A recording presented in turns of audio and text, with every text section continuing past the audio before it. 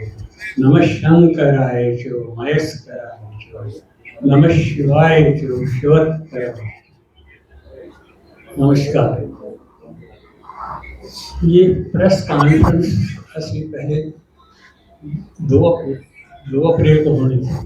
इस वक्त आपको हमने सूचना दी थी, परंतु 1 अप्रैल को हमने मीटिंग बुलाई जिसमें हम सब इकट्ठे हुए, दूसरे दिन का कार्यक्रम बनाया। तो 1 अप्रैल को ही शाम को 11:30 बजे एक यमदूत आता है। यमदूत का फोन मुझे आता है, क्या करके प्रेस कॉन्फ्रेंस में ये होगा, वो होगा, ये होगा। तो मैंने कहा एक बात है, 11:30 बजे, लेकिन हमने सवेरे बुलाया उनको, तो उनको थोड़ा बहुत इंफॉर्मेशन मिलनी चाहिए। उसने बहुत डरा है, यानी कि रात को मैं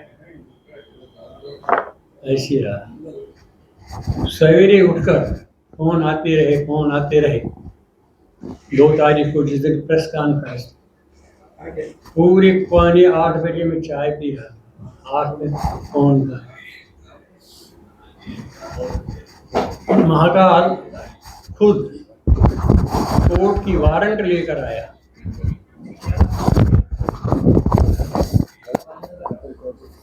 और वो वारंट आज के ये नहीं कर सकते। ऐसा माहौल बना कि हम आज तक इस कॉन्फ्रेंस को नहीं कर सके। तो इसने एक वो ड्रामाई रूप धारण किया। इस पर मीडिया वालों को सोचना है कि इसका मतलब क्या है। हम सनातनी लोग हैं। हमारे सनातन का मूल आधार, स्रोत, रूट जो है वो वेद है। वेद में जो लिखा है वो सही, यानी कि उसमें कोई अमेंडमेंट नहीं हुआ सकता। ज्योतिष भी एक विद्या है और शास्त्र भी एक विद्या है। शास्त्रों में मतभेद है।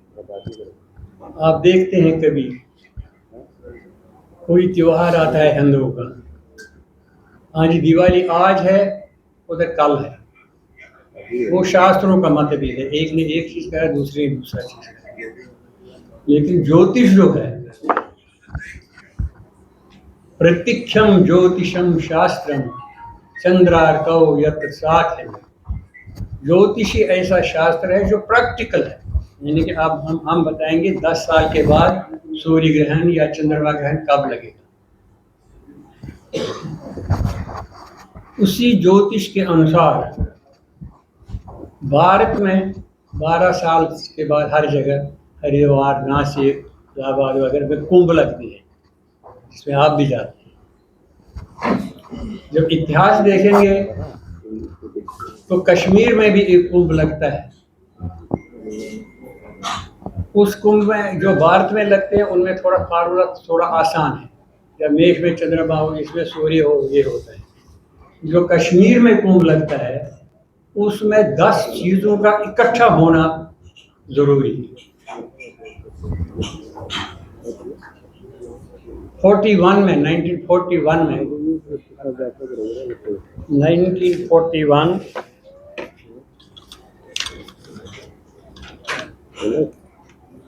4 जून को पहले हुआ था दशहरा। उसको हम दशहरा, यहाँ हम कश्मीर में उसको दशहरा कहते हैं। जो खीर भवानी है उसके साथ एक जगह है शादीपुर, जहाँ पर वितस्ता नदी और सिंधु नदी का मेल है। उस मेल पर एक चिनार है जो हजारों वर्षों से अभी भी है। 2041 के बाद 2016 में आया, 2016 14 जून, उस दिन पंडित प्रेम, हमारी संस्था है पंडित प्रेमनाथ शास्त्री सांस्कृतिक शोध संस्थान। उस दिन हमने वहाँ पर एक महायज्ञ का प्रोग्राम रखा था और लगभग 30-35 हजार लोग उसमें सम्मिलित हो गए।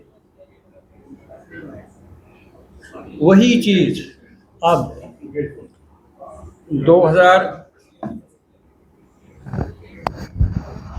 11 जून 2030 को आ रहा है। 11 जून 2030 को आ रहा है। तो हम चाहते हैं कि वो कुंभ मेला, जो कश्मीर का कुंभ मेला है, वो जैसे आम भारत में कुंभ मेले हो, करोड़ों लोग, हजारों लोग, लाखों लोग आते हैं, ये कुंभ मेला भी इसी पद्धति पर चले। तो उसका शुभारंभ हम इसी वर्ष करने जा रहे हैं। वो 15 जुलाई से 24 जुलाई तक वो प्रोग्राम है, 10 दिन का, खीर भवानी में। और मेन है उसमें 3 दिन का है, हमने एक महाचंडी योग का प्रोग्राम रखा है। तो वाकई जो प्रोग्राम वगैरह है वो स्वामी जी आपको कहेंगे और हम स्वामी जी से आशीर्वाद लेना चाहते हैं।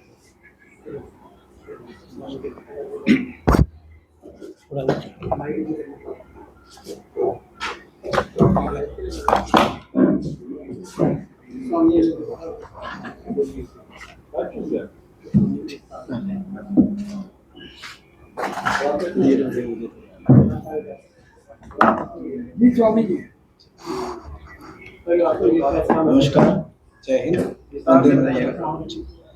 ओम नमो नारायण। आदेश। मैं कालिकानंद सरस्वती आनंद अखाड़े की एक सन्यासी हूँ। पूज्य हमारी गुरु महाराज जी की आशीर्वाद से हम लोग ये कश्मीर कुंभ की अनुष्ठान को आगे बढ़ा रहे हैं। ये कश्मीर की जो कुंभ है, इसको हम लोग ऐतिहासिक रूप से दशहर ये नाम से जानते हैं, जिसको आप लोग हमसे ज्यादा वाकिफ है। इसकी एक पौराणिक मान्यताएं भी है, इसको मैं पहले आप लोगों के सामने प्रकाशित करना चाहता हूँ। कश्मीर घाटी कश्यप ऋषि की भूमि है। ये हम लोगों के पास पौराणिक मान्यताओं के कारण सब सर्वजन विदित है। कश्यप ऋषि के 2 पत्नी हुए थे, एक विनता एवं एक कद्री। मान्यताओं के अनुसार जो सिंधु एवं झेलम की संगम स्थल है, वहीं पे कश्यप ऋषि अपनी वंशावली की विस्तार शुरुआत की। कालक्रम से विनता एवं कद्रू इन दोनों पत्नियों के बीच में आपसी मनोमालिन्य होते रहते हैं, जिसमें कद्रू की संतान जितने भी नाग एवं तक्षक कुल थे वो लोग बने, तथा विनता के संतान अरुण एवं गरुड़ जी बने। अरुण भविष्य में गुरु कृपा से सूरज नारायण की, आदित्य नारायण की सारथी के रूप से नियोजित होता है। गरुड़ के जन्म के पश्चात गरुड़ देखता है कि उसकी माँ विनता कद्रू की दासी बन गई। अपने माँ को दासत्व के श्रृंखल से मुक्त कराने के लिए वो पूछता है कि कैसे हम अपने माँ को इस दासत्व से बाहर निकाल पाए। इस पूछने में शर्त रखी जाती है कि अगर स्वर्ग से अमृत तुम ले आके हमारे वंशावलियों को, सारे नागों को या तक्षक कुलों को आप दे पाओ, तो आपकी माँ को दासत्व से मुक्त कर दिया जाएगा।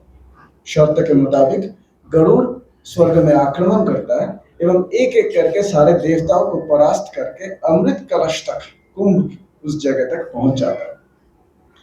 ऐसे अवस्था में विष्णु भी आते हैं उनको रोकने के लिए। विष्णु उनकी जो युद्ध कौशल है इससे काफी प्रसन्न और प्रफुल्लित